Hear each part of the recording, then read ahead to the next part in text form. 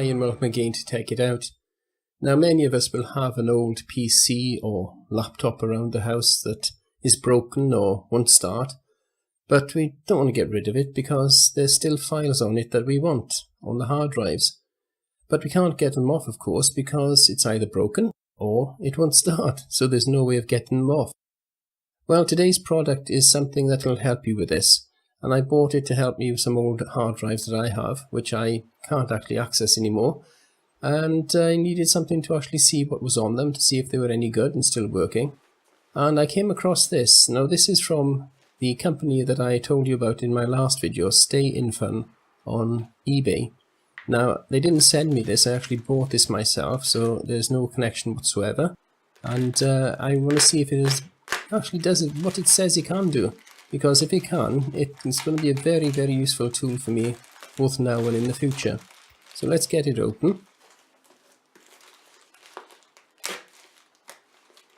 Put my knife away safely there.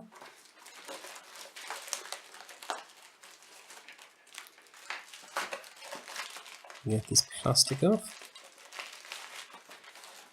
And then we can see the actual packaging itself. And as you can see straight away, it's an all-in-one hard drive docking station. It's USB.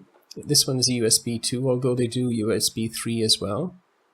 It's SATA and IDE compatible. It's Windows and Mac compatible. And it can use both the 2.5-inch and the 3.5-inch discs. On the side here you can see it's ticked where it says the USB 2 drive. It gives you the various ports it has in this. So let's get it open and have a look at it and have a look what's in the box. Yeah. First of all, of course, the power brick. Standard little power brick. The mains cable, the UK 3-pin plug, and a normal, what we call a kettle plug on the other end. I know there is a technical name for it, but I can't remember what it is. And then we have this, it's a USB-A to mini USB cable. And then we have the unit itself. Before we look at that, there's some software in the bottom here, drivers, and I think there's some other bits on there as well. And then we have the obligatory hardware cloning handbook. That might come in handy. Let's just put it on the side of the drawer of obscurity for now and get the actual unit out itself. And here it is. It's quite light. It's got an XD slot, a compact flash slot, trans flash, MS, SD, and 2 USB 2s on the front. The power switch on the back and the power socket, ESATA, and another mini USB on the back there. The same as for the lead, of course. Inside, I don't know if you can see it very well in this, but you've got the SATA ports. There are one in the top there, and then they got right in there, you can see it, IDE ports in the next section. This is the 3.5-inch version with the power supply, and just at the bottom there, there's the 2.5-inch for the smaller drives, the laptop type drives. So let's get this set up and see how it works. And indeed, see if it actually reads the drives. Now I've got several old drives here that I'm going to go through and try out. This one's a SATA drive that I took out in one of my previous projects, the Sky HD box. So we plug that in. I've plugged all the leads in. It's quite simple. Power lead, USB 2 lead into the laptop here. No need for drivers. Windows 10 picked it up straight away. Now we will have to wait a second or two because of course these are mechanical drives and they do have a spin-up time. But it's opened and all the files are there. Now of course because they're Sky HD recorded files, I'm not going to be able to access any of them really to show you anything. I can't play any of the recordings from the TV that were made on it. I'll simply have to reformat that drive, or indeed I might probably repartition it. So that's that one. That's the thinner version. This is a thicker version of the same thing. And just a second, that power. Yes, that power input is quite chewed up, so I'm not going to use this one. So we'll put that out of the way. I have got another one here though, exactly the same type, and that one's okay. You can see it's all straight. Now the first one was the thin drive was flopping about a little bit, but this one, the thicker drive, actually fits in much better. It's in the slot and it's steady in the slot. It's not flopping about. But is it going to read it is the next question. Obviously the unit is working, but is the drive going to work? Is it going to spin up? Nothing as yet. Right, it's just popped up. And indeed, yes, my old Windows 7 operating system still on there. So there may be a few files on there that I might need to get out of it.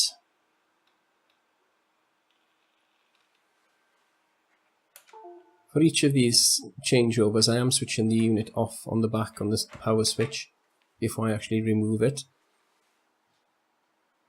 Right, I have got a laptop version here. This is an IDE version. So this goes into the bottom of the two slots and the bottom connector. That sits in there nice and firmly, so we'll power this one up. See if this works.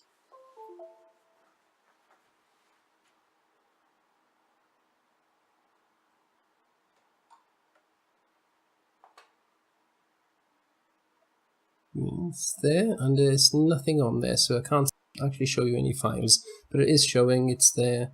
There's an active partition there. It's just the drive is empty. So that's the 2.5 inch, that's the laptop size drive. Now this is the larger 3.5 inch IDE. This is the former, before SATA became the norm about 6-7 years ago now. These are what we used. And we had a ribbon cable, very wide ribbon cable. You'll see it on many of the older PCs. This one's taking a bit longer because probably it's an older drive. Not spinning up yet. Not sure if this one's working at all.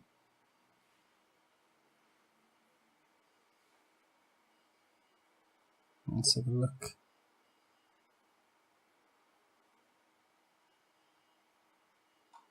No, I can't see it. It hasn't shown up yet in the Drive Explorer. Let's just reset it again. I'll take it out, put it back in, switch it off and switch it on.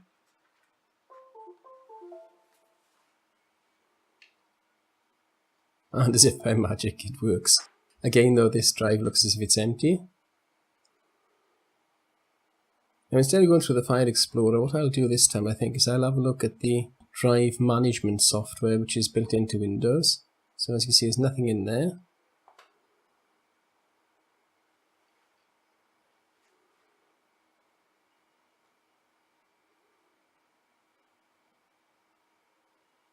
So if we go down to the Start button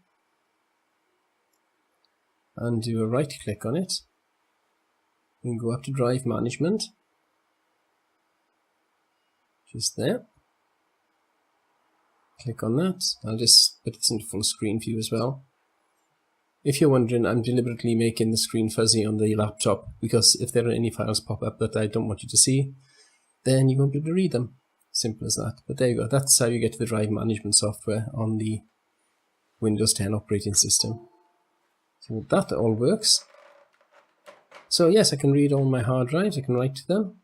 So the 2.5 inch and the 3.5 inch on the IDE, and both the wide and the narrow versions of the SATA 3.5 inch, and indeed 2.5 inch laptop SATA drives as well. You can plug in there. Now you can get these. This is an IDE type for the larger drives. They don't cost very much, but you have to supply power to them and they're awkward to use. And for the smaller drives you can get one of these little cases, external drive, and you can use that as well if you wanted to. But this unit is an all-in-one unit and it seems a lot better. It's very compact and it reads absolutely everything, so I'm extremely pleased with this. And it cost me, including postage, just under £16.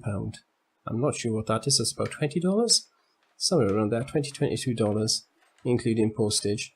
There's an EID on the back, as I said, so if you plug that in to your PC, if you've got an EID on your PC, you'll have faster than USB 3 speeds for transfer. And if you are like me, you don't mind waiting around a bit, USB 2 is quite fast enough. So there we go, the all-in-one HD docking station, multiple port version.